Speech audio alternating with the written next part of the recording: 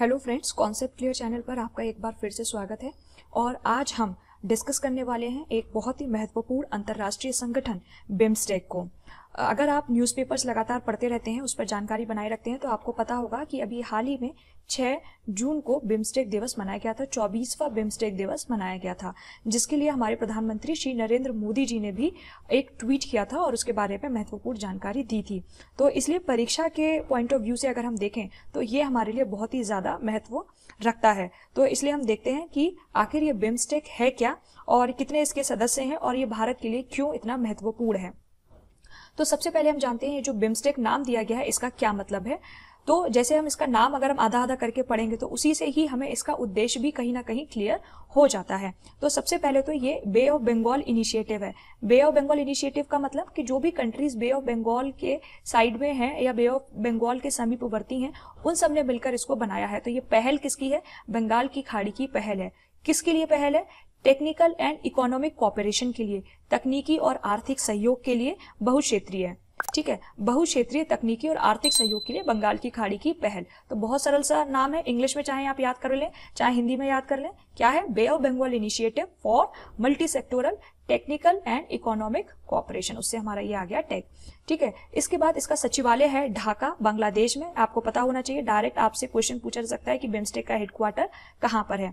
इसकी स्थापना 6 जून 1997 में हुई थी, इसीलिए हम 6 जून को क्या मनाते हैं? बिम्स्टेक दिवस के तौर पर मनाते हैं। और फर्स्ट समिट इसकी बैंकॉक में हुई थी, इसलिए इसको स्थापना की जो जगह है वो भी हमारी बैंकॉक थी। बिम्स्टेक का जो आप वर्तमान स्वरूप देखते हैं, जो देश इसके अंदर आप देखते हैं, वो शुरुआत से ऐसे नहीं थे। शुरुआत से वो सब इसके सदस्य नहीं थे। शुरुआत में सबसे पहले इसके 4 सदस्य थे, बांग्लादेश, भारत, श्रीलंका और थाईलैंड। इन चारों ने मिलकर ही बिम्स्टेक की स्थापना करी। लेकिन उसके बाद हमारा म्यांमार उसमें ऐड हो गया और सबसे अंत में नेपाल और भूटान हमारे उसमें जुड़ गए। अगर आपसे कोई पूछता है कि बिम्स्टेक में सबसे अंत में जुड़े हुए 2 देशों के नाम बताइए, तो आप नेपाल और भूटान इन देशों के नाम बताएंगे। ठीक है, इसलिए आपको ये भी याद रखने हैं कि सबसे अंत में नेपाल और भूटान इसके अंदर जुड़े थे, परीक्षा में पूछे जा सकते हैं। तो इस प्रकार बिम्स्टेक के हमारे पास टोटल कितने सदस्य हो गए? 7 सदस्य हैं, जिसमें कि हमारे 5 जो हैं वो साउथ एशियन कंट्रीज हैं, जिसमें इंडिया, नेपाल, भूटान, बांग्लादेश और श्रीलंका, ये 5 कंट्रीज हैं। और 2 हमारे साउथ ईस्ट एशियन कंट्रीज हैं, जिसमें कि हमारे म्यांमार और थाईलैंड हमारे 2 कंट्रीज हैं। तो इस तरीके से हमारे 5 और 2 7 कंट्रीज जो है वो बिम्स्टेक के सदस्य हैं। अब ये जो बिम्स्टेक है वो हमारे लिए इतना महत्वपूर्ण क्यों है, भारत के लिए क्या इंपॉर्टेंस रखता है? तो आपने एक और अंतर्राष्ट्रीय संगठन का नाम सुना होगा, ASEAN, association of South East Asian nations, दक्षिण पूर्वी एशियाई राष्ट्रों का संगठन, जिसमें हमारे 10 राष्ट्र हैं। ये जो म्यांमार, थाईलैंड और इस साइड के जितने भी साउथ ईस्ट नेशंस, आपको मैप अगर इसमें पूरा नहीं है, उसमें अगर आप देखेंगे तो आपको पता चलेगा कि जितने भी साउथ ईस्ट नेशंस हैं, 10 नेशंस ने मिलकर अपना एशियान बनाया हुआ है। तो अगर इंडिया चाहता है कि ये जो एशियन कंट्रीज के साथ भी उसके संपर्क जो हो वो मजबूत बने और उसके संबंध अच्छे हो, तो उसके लिए भी एक बिम्स्टेक एक अच्छा जरिया है, क्योंकि एशियान के ही 2 सदस्य म्यांमार प्लस थाईलैंड वो आपके बिम्स्टेक में भी हैं और एशियान में भी हैं। तो इन दोनों के जरिए वो एशियान में भी अपनी पकड़ मजबूत कर सकता है। इसके अलावा प्रधानमंत्री श्री नरेंद्र मोदी ने भी इसकी महत्व को बताते हुए बताया था कि केवल ये बंगाल की खाड़ी और हिमालय को जोड़ता है, इसके पारिस्थितिक तंत्र को भी जोड़ता है, मतलब कि उसकी बहुत ही ज्यादा महत्व है। और आपको पता होगा कि इंडिया की जो हमेशा से पॉलिसी रही है, neighbourhood first, act east policy, तो ये दोनों पॉलिसीज के नाम आपको पता होने चाहिए। आपको कभी अगर मेंस में भी लिखने के लिए आता है तो इन दोनों नामों को लिखना आपको जरूरी है कि अगर इन पॉलिसीज के तहत अगर इंडिया काम करता है तो उसको बिम्स्टेक उसके लिए बहुत महत्वपूर्ण हो जाता है, क्योंकि ये सारे जो कंट्रीज हैं वो उसके नेबरहुड में आते हैं। और एक्ट ईस्ट पॉलिसी में इंडिया के ईस्ट में हमारे जितने भी कंट्रीज हैं हमें उनके साथ भी अच्छा व्यवहार रखना है। तो इन दोनों ही पॉलिसीज के अंडर में ही ये बिम्स्टेक आता है, इसलिए भी ये भारत के लिए बहुत ज्यादा महत्वपूर्ण है। भारत के लिए इस क्षेत्र में अपनी गतिविधियों को बढ़ाने के लिए बहुत संभावनाएं हैं, क्योंकि जैसे कि हमें पता है कि जो साउथ चाइना सी है उसमें चाइना क्या कर रहा है, बहुत सारे उसके ऐसे संसाधन हैं जिनका कि उपयोग करने की वो कोशिश कर रहा है। इसी प्रकार जो हमारा बे ऑफ बंगाल है उसमें बहुत सारे रिसोर्सेज, बहुत सारी संभावनाएं छुपी हुई हैं, लेकिन हम उनका उपयोग नहीं कर पा रहे हैं। तो ये जो बे ऑफ बंगाल के प्राकृतिक संसाधनों पर भी अगर हमें अपनी पकड़ मजबूत बनानी है तो भी हमारा बिम्स्टेक एक बहुत ही महत्वपूर्ण एक जरिया है। ठीक है। इसके बाद अगर हम बात करें चाइना के साथ इसके कंपैरिजन की, आपने देखा होगा जो चाइना है वो पूरा ये जो साउथ चाइना सी वाला जो रीजन है इस पे अपना कंट्रोल स्थापित कर रहा है। इसके बाद ये जो आपका स्ट्रेट ऑफ मलक्का है, स्ट्रेट ऑफ मलक्का या फिर जिसे हम बोलते हैं जल डबरू मध्य, वो हमारा इस साउथ चाइना सी को किससे कनेक्ट करता है? बे ऑफ बंगाल से कनेक्ट करता है। तो अगर हमारा ये बिम्स्टेक के साथ अच्छे ताल्लुकात हो जाते हैं, अच्छे नेशन, अच्छा हम पकड़ बना लेते हैं, तो कहीं ना कहीं हमारे पास ये जो स्कोप है वो भी एक अच्छा बन जाएगा।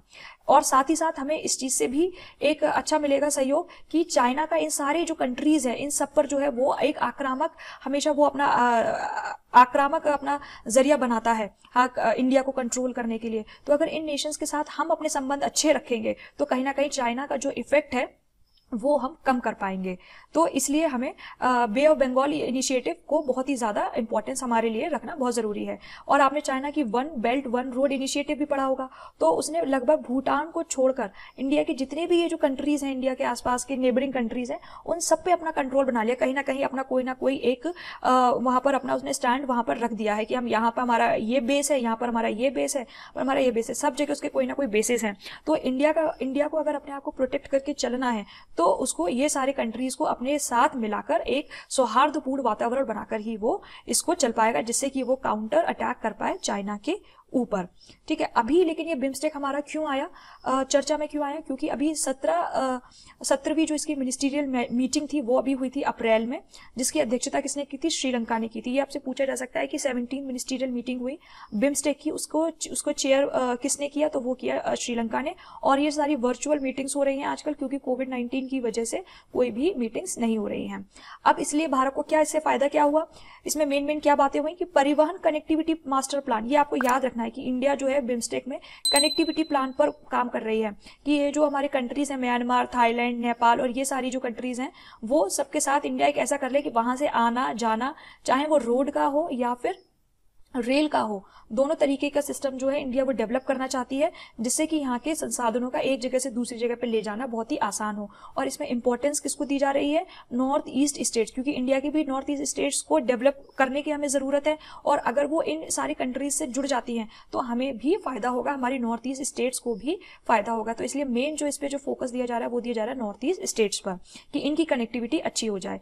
इसके बाद BIMSTEC centre for weather and climate के लिए भी इंडिया ने ही सबसे पहले फर्स्ट समिट में ही प्रपोज किया था कि हम वेदर एंड क्लाइमेट के लिए एक ऐसा सिस्टम, रिमोट सेंसिंग ऐसा सिस्टम डेवलप करेंगे कि जो भी हमारे पास जो इंफॉर्मेशन है वो हम एक दूसरे कंट्रीज के साथ शेयर कर पाएं। अब वो इंफॉर्मेशन किस किस से रिलेटेड हो सकती है? आपकी एग्रीकल्चर से रिलेटेड हो सकती है, एनवायरमेंट से रिलेटेड हो सकती है, डिजास्टर मैनेजमेंट से रिलेटेड हो सकती है। तो ऐसे बहुत सारे फील्ड्स हैं जिनकी ये इंफॉर्मेशन अपने आपस में कंट्रीज के साथ ये शेयर कर कर उन सारी आपदाओं से भी ये बच सकते हैं। और आपको पता है कि इंडिया हमेशा करती भी ऐसा ही है कि अपने आसपास के जो कंट्रीज है उनकी हमेशा मदद करती है, लुक ईस्ट पॉलिसी हो चाहे वो नेबरहुड फर्स्ट पॉलिसी के तहत हो। तो ये था एक अंतर्राष्ट्रीय संगठन बिम्स्टेक के तहत बहुत ही महत्वपूर्ण बातें जो कि परीक्षा में चाहे उसे आपको लिखने के लिए आ सकती हैं। अगर आपको एक अंडरस्टैंडिंग है मोटे तौर पर तो आप बहुत ही आसानी से लिख सकते हैं। इसके अलावा अगर आप किसी और अंतर्राष्ट्रीय संगठन पर ऐसे ही लेक्चर चाहते हैं तो हमें कमेंट बॉक्स में जरूर बताइएगा, और उसके साथ ही हमारे चैनल को लाइक, शेयर और सब्सक्राइब करना बिल्कुल मत भूलिएगा। Thank you.